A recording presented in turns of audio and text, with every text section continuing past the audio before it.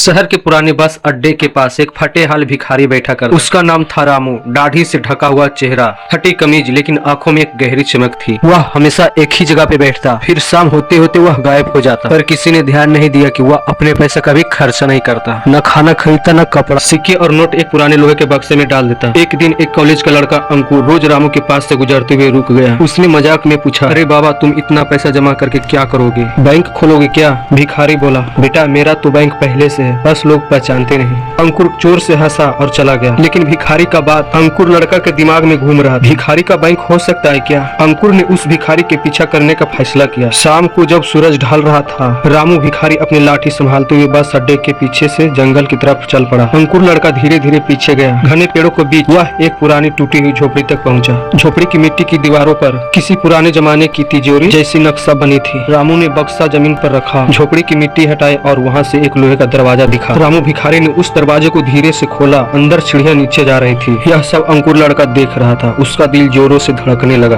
और वह झुककर झांका तो देखा कि नीचे चमकती हुई गोल्डन रोशनी निकल रही थी। फिर देखा कि रामू उतर गया। अंकुर भी हिम्मत करके पीछे पीछे गया। नीचे जाकर उसने देखा एक भूमिगत कमरा मिला, जिसके चारों तरफ से लोहे की अलमारी लगी थी। हर अलमारी पर लिखा था विश्वास, दान, कर्म, पाप और मोक्ष।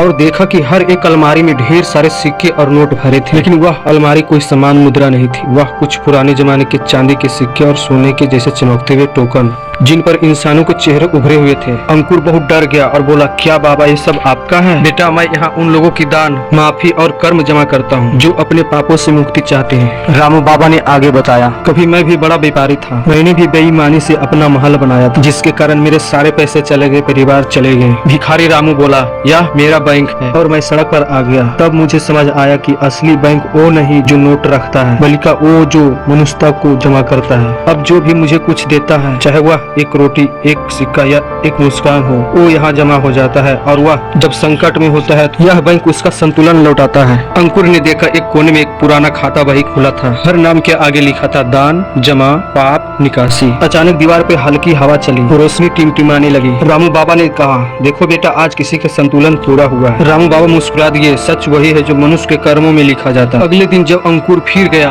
वह जगह खाली थी, झोपड़ी गायब, जमीन समतल थी। बस एक छोटा सा सिक्का पड़ा था जिस पर लिखा था बैंक ऑफ ह्यूमैनिटी।